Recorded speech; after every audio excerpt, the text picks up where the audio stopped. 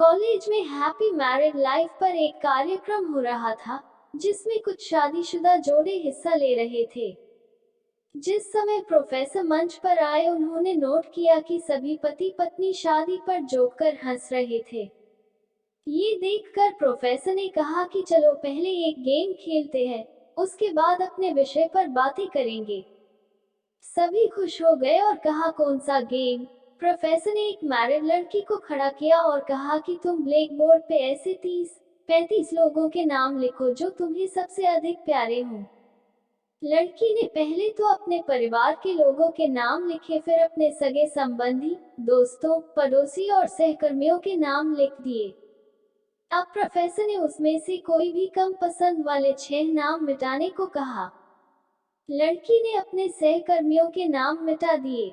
Professor ने और 6 नाम मिटाने को कहा। लड़की ने थोड़ा सोचकर अपने पड़ोसियों के नाम मिटा दिए।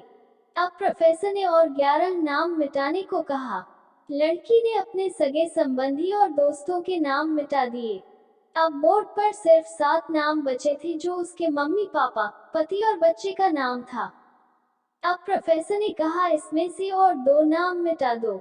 लड़की असमंजस में पड़ गई। बहुत सोचने के बाद, बहुत दुखी होते हुए उसने अपने मम्मी पापा का नाम मिटा दिया।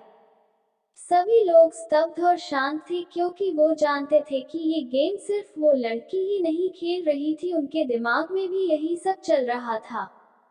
अब सिर्फ 4 ही नाम बचे थे, पति और बेटे का। प्रोफेसर ने कहा, और एक नाम मिटा दो।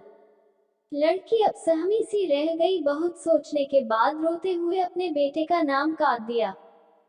प्रोफेसर ने उस लड़की से कहा, तुम अपनी जगह पर जाकर बैठ जाओ, और सभी की तरफ गौर से देखा और पूछा, क्या कोई बता सकता है कि ऐसा क्यों हुआ कि सिर्फ पति का ही नाम बोर्ड पर रह गया?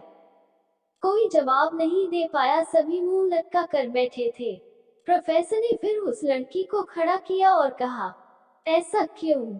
जिसने तुम्हें जन्म दिया और पाल पोस कर इतना बड़ा किया, उनका नाम तुमने मिटा दिया, और तुमने अपनी कोख से जिस बच्चे को जन्म दिया, उसका भी नाम तुमने मिटा दिया।